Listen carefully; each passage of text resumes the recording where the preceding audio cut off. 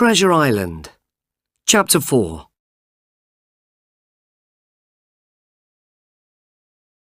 I heard people running to look at the island, and I quietly climbed out of the barrel. I then walked up to join the sailors at the side of the ship. We could see 2 low hills and 1 big one. The island was now very close. "I've been here before," said Silver. "I know where the ship should stop." "I have a map here," said Captain Smollett. "Can you take us to that place?" I saw that Silver was excited to take the map, but it was not the one with the treasure marked on it. "Yes, I can see it. You must go here," he said, pointing to a place on the map. Then he turned to me and said, "You'll love this island. You can swim and climb trees and walk up the hills." I smiled at Silver, but inside I was very frightened of him now. I could not trust anything that he said. I soon found Dr. Livesey and quietly said to him, "I must speak to you, Captain Smollett and Mr. Trelawney. I have some terrible news." Dr. Livesey's expression did not change. He asked me to find his glasses downstairs and walked off to talk to Mr. Trelawney and Smollett.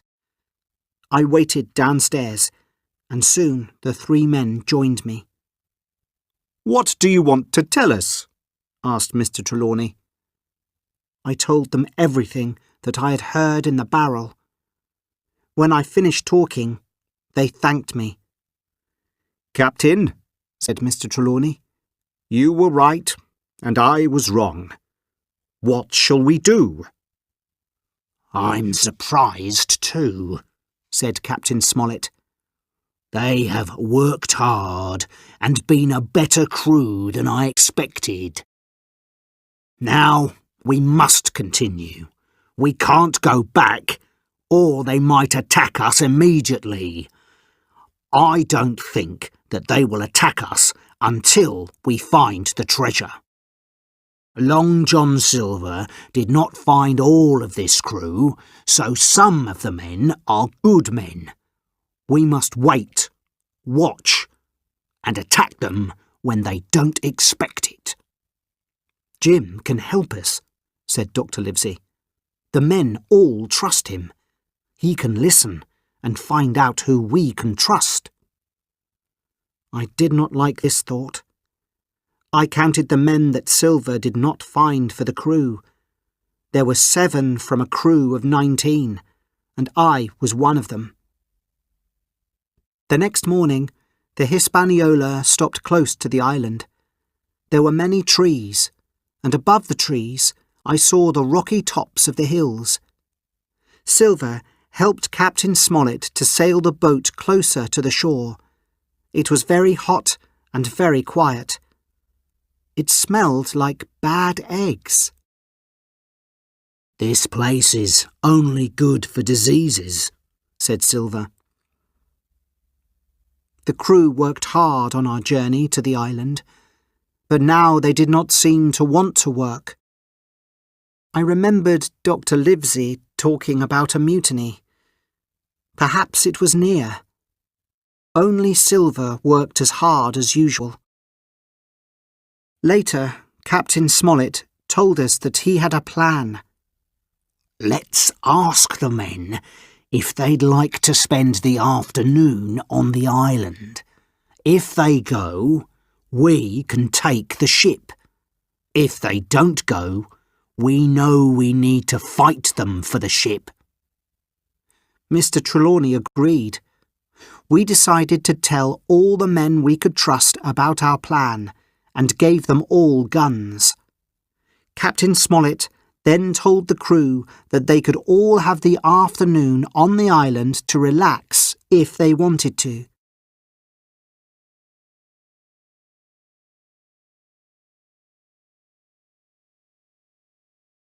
When you hear a gun at the end of the day, it'll be time to come back, he said. All the crew suddenly looked happy, and they all agreed to go.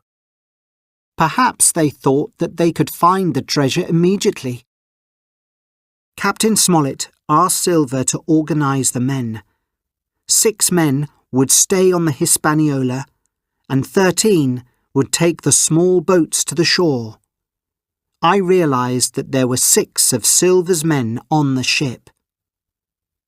The men in our group would not be able to take the ship, so I decided I would go with Silver on to the island. I got on one of the boats quietly, but Silver saw me. Had I made a big mistake? The boat I was in was fast, and we were nearly on the beach first when I held onto the branch of a tree and jumped out of the boat. I heard someone calling me, but I did not listen and began to run as fast as I could. When I stopped, I felt happy. Silver did not know where I was. This part of the island was open, with just a few trees. I could see the hills in front of me. As I walked, I saw pretty flowers, snakes, and small birds. Suddenly, a cloud of birds flew into the sky, and I knew that something was coming towards me. I was correct, because I then heard people talking. I decided to hide behind some trees. I realised that one of the people was Silver, but I could not hear what he was saying. Soon the birds returned, and I knew that the men had gone. I told myself that it was my job to find out what these men were planning to do, so I decided to follow them, without them seeing me. After a few minutes, I saw Silver and another sailor talking near a beach. "I want you to join us, Tom, because I know you're a good sailor. I'm telling you this to save you," said Silver. "Silver," Tom replied, "you're a good man, and you shouldn't work with these pirates. I'd prefer to lose my hand than work with them." I knew then that here was a man that we could trust. Then came news of another. I suddenly heard a terrible shout. Then all was quiet. "What was that?" asked Tom. Silver smiled and said, "That? Oh, I think that was Alan."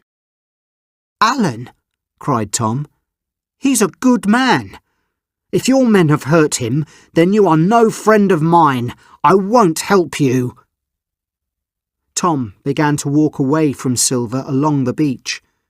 Silver suddenly threw his crutch at Tom, and it hit him hard on the back. He fell to the ground, and before he could stand again, Silver killed him with a knife. Silver now blew a whistle, and I knew that more of his men would soon arrive on the beach. I was very frightened.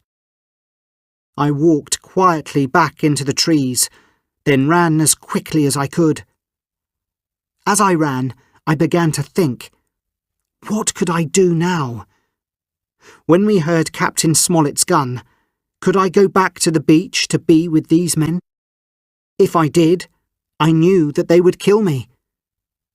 I would have to stay on the island forever.